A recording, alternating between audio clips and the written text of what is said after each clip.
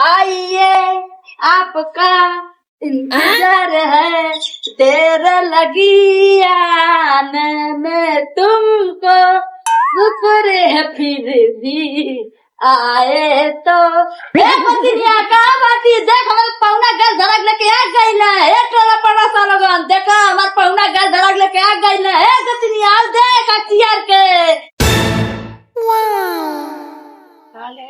अभी का जी गैस धड़क लिया देनी लगा था हमहू का चूल्हा पे खाना नहीं बनाए पड़े, अब हमहू के गैसे पे खाना बनावे के मिली।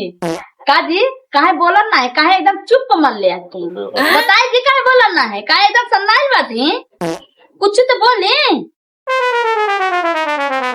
का हम कुछ बोली जानत हो ना, 3 बजे रातिया गई रही है, 3 बजे रातिया गई लाइन में खड़ा रहत जब तक हमार नंबर आयल है तब तक गैस सिलेंडर में खत्म हो गई है, कल बिहान सुबेरे आइयो। बाप अच्छा ये पहले बतावा गैस नहीं मिला तो कबले हम चूल्ही पे खाना बनाई, लौना लगावा चूल्ही में हमारा सारा मेकअप धोआ जाता। अरे हमार रनिया तू काहे टेंशन लेती हो सुगिया, तोरे खातिर हम बहुत बढ़िया व्यवस्था कैले बाती। एक वो देसी गाय ले आवत है, हमरे लगे पूरा बढ़िया जुगाड़ बा, ऊपरियो दे दूधो दे, दूध दे तू खाइयो पियो मोतइयो, ऊपरी पथबू हम बेचो। जनता बाड़ू भारत में गैस खत्म हो गई बा, ऊपरी का बिजनेस बहुत तगड़ा चली बुझलू। हम जाता नहीं गाय आने, तू जाके घरे व्यवस्था करो, क्योंकि यहाँ से लौना मांग के ले यो ऊपर मिला के पाथल जाए। ठीक बात जी, जाए गाय लेके आए, हम जाते हैं पतिनिया के यहाँ देखी उनके घरे का होता। ठीक बा ए जी सिलेंडर खाली हो गई, खाना कैसी बन? अच्छा रुक जो ऑनलाइन कर देते हैं तो 3 दिन में गैस आ जाये। तब तक घर भर उपवास रही क्या, 3 दिन में गैस से आई थे? अरे काहे सब उपवास करी, तोर माई दादा चूल्ही पे खाना बनावे के ना सिखौले बा का? चूल्ही पे खाना बनावे आवेला, लेकिन चूल्हा में लगाए खातिर लौना चाहिए। काहे हमारे घरे लौना कमी बा, अब 9 मन के सरसों पिटाइल हमारे घरे, वही से बना खियाओ ना।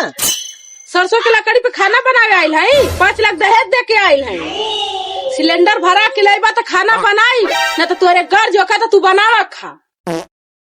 देव हमसे फालतू बात मत कर, न तो जुतवा निकाल के मार थोड़ा चेंज हो जाये। अब लता मारुआ गैस भर के तो गाड़ी में दम में नहीं बा, जूता से मारी है मुँह फारी है।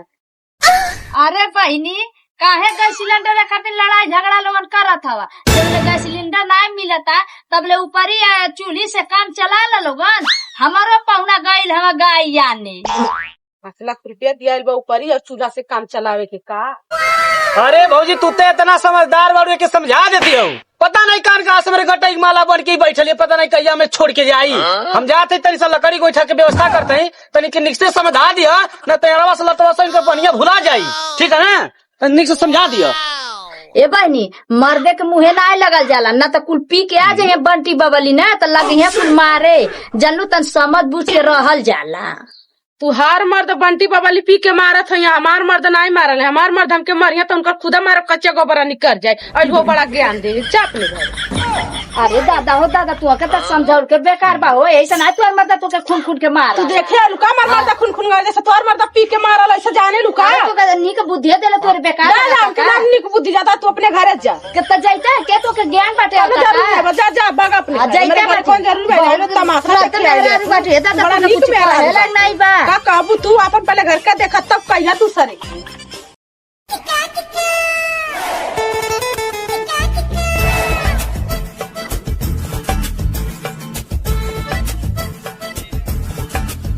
और भैया का हाल चल बा? हमार तो हाल चाल ठीक है बा, तू अपन बतावा कहीं गैस वैस मिलता कि नहीं? देखा तो हमारे तो अंडा के दुकान खुले बनी, गैस बटला नहीं, ग्राहक आवत हमें घूम के चल जाता हूँ। हमार तो हाल चल बेकार बा भैया, और हमार मेहरारू खुद हमके मार के घर से खदेड़ देले बा, कहते जो पहले गैस ले आओ, और हम देखो तो गैस ना मिलता, कहाँ जाए गैस आने, और गैस से खातिर लाइन लगा गैस मिलवे ना कोई, और वो कहते घर में गैस ना ले कहीं तो हम खाना नहीं बना के देना। हाँ ये बात भैया छोड़ा, ये बताओ भैया कहीं ब्लैक में बंटी बबली मिल जाए? पहले हम बेचत रहले, लेकिन अब नहीं बेचिना जब से पुलिस छापा मरले बा। अच्छा भैया छोड़ा कुल बात, पहले तू बंटी वाली बेचत यही सब तुम्हें कहली भैया, अच्छा ये बताओ कहीं गोईठा उठा मिला था कि ना मिला था? और हम बहुत परेशान बटे, मेरे घरे खाए ना बनता और 4 दिन से बिना खैले देखो मेरे भड़कता थी, लकड़ी की तलाश में, गोईठा की तलाश में। और चलो कहीं चलो देखो ना कहीं तक ना गोईठा उठा। अच्छा क्या कहूँ यही बात है।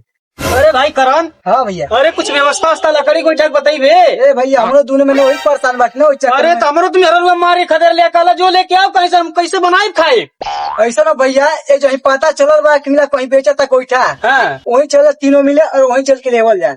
चल चल चल यहाँ 2 महंगा पड़ी। चल। आओ लोगन। अब। चल ले आयुष। हाँ गोईठा ले लो, गोईठा ले लो, गोईठा ले लो, ऊपरी ले लो, ऊपरी ले लो, ऊपरी ले लो। ए मैडम, ए तनी आली आली पाठो, तनी जल्दिया रहे, जनता हूँ बहुत तेज ग्राहक आवत हमें। इंडिया में गैस खाली हो गई बा। जेके जरूरत बा ते गोईठा ले जाता खरीद के। गाय 50,000 के ले आइल बानी, जितना गोबर देतिया उतना गोईठा पाठो। नया बिजनेस है, कहलू ना बिजनेस करो। दूधवा यही नाते पियावेली कि जितना खैबू, जितना पियाबू, जितना मोटाइबू उतना फास्ट तू गोबरा पठबू। गोईठा ले लो, गोईठा ले लो, 100 में 4 गोईठा, 100 में 4 गोईठा, 100 में 4 गोईठा। ए भैया आओ, भैया आओ, आओ भैया आओ।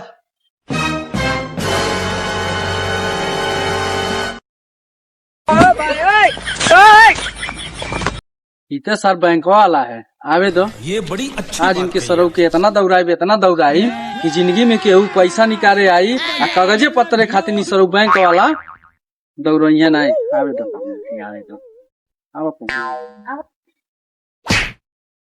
हे मैन, तुम्हारा गोईठा हमको चाहता, तुम कितना में इसको देता है? हे सर, तू बैंक वाला हवा न? 500 में 4 गोईठा, बाकी आदमी खातिर 100 रुपया में 4 गोईठा। चाहिए तो बोलो, नहीं तो जा लाख रुपया दो। ये आदमी का गोबर का गोईठा होती कि गाय का गोबर का गोईठा होती, तुम इतना महंगा देती? बैंक वाले भैया, ये आदमी के गोबर के गोईठा नहीं है, ये गाय के गोबर के गोईठा है। वो गाय हमार जवान 50,000 के आई लिया, रोज गोबर दे लेता, हमार मेहरारू पाठे लेता और जाके ऊपर तैयार होता। तो के लेवे वाला जनता वाला इंडिया में गैस खाली हो गई बा, गोबर के गोईठा से सब काम चलावता ऊपर ही से। तो के चाहिए तो बोलो, नहीं तो जा। ओके ओके, मैं तुमको आईडी कार्ड दिखाती। हे man, this is for my ID.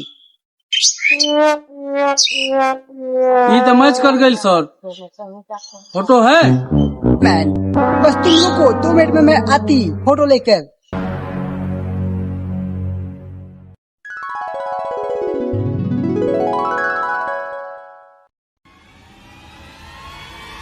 भैया तो ये बिजनेस कई के बहुत अच्छा काम कैले वाला। गैस खत्म भइले पे यह तो तन चूल्ही का सहारा बा भैया।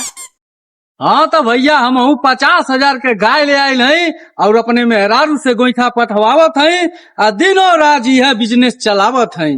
तो के बताओ कितना गोईठा चाहिए? भैया तू ही बताव, तुअर गोबर के गोईठा कैसे बा? भैया हमारे गोबर के गोईठा नहीं है, ये गाय के गोबर के गोईठा है। तो के ये बताओ कितना चाहिए? 100 रुपया में 4 पीस गोईठा बा। अच्छा ये बताओ भैया, कैश पे लेबो कि EMI पे? भैया हमें कैश पे चाहिए। कैश पे चाहिए? हाँ। 100 रुपया लेबो 500 के लेबो? 500 भैया। 500 चाहिए? 500 रुपया दो, 20 ठे हमें दे दा। 20 ले जा। भर दिया ना बोरा ले आओ। बोरा भाई का बा। ठीक है। A few moments later.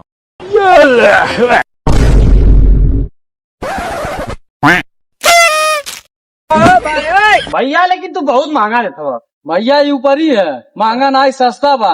Gas के दाम जनता बा 800 कुछ रुपया हो गई बा, 1700 पहुँच गई बा। अरे ऊपर ही चिपरी, लेकिन दो मजबूरी बात दो। लेवे के पड़ी। 50,000 के गाय खरीद दो भाई दो। फ्री में नहीं देते हैं। गैया के चोकर और दाना भूसा लगो लौड़ा दुनिया भर के खियावे नहीं। जा हो गए।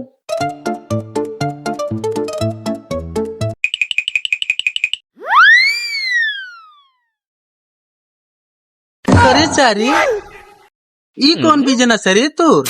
कहिए चालू कर देने? ये सर नहीं तो तुरे लौकर नहीं है, हम ऊपरी का बिजनेस कैले बानी। जब से इंडिया में गैस खत्म हो गई बा, ते बताते का करे कैले है।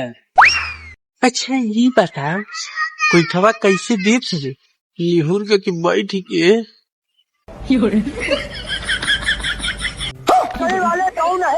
अच्छा ये बताओ सारे ते कैसे लेबे, बैठा के लेबे, निहुरा के लेबे, सुता के लेबे, EMI पे लेबे कि कैश पे लेबे? ये सारे ई बता, तोर गोइठवा शुद्ध बान है? तोरे गोबर एक है फिर गाय के गोबर एक है? भाग सारे भाग, ते गोईठा ले आइल बारे कि कुछ और ले आइल बारे? गौरुआ कहीं के भाग इससे, भाग भाग जाए तो मारब सरब कपड़ा फाट जाई अब्बे करो अपने भौजी के लिया कावत बतावत है। जो सारे जो ते गोईठा ले आइल ले, तू मजाक करे आइल ले भाग। ए मलकी देखती हूँ एक गो पागल आ जात हमें गोईठा आने बहन बैंक वाला गई ससुरा आइल नहीं आवे दो ऐबे करी आवता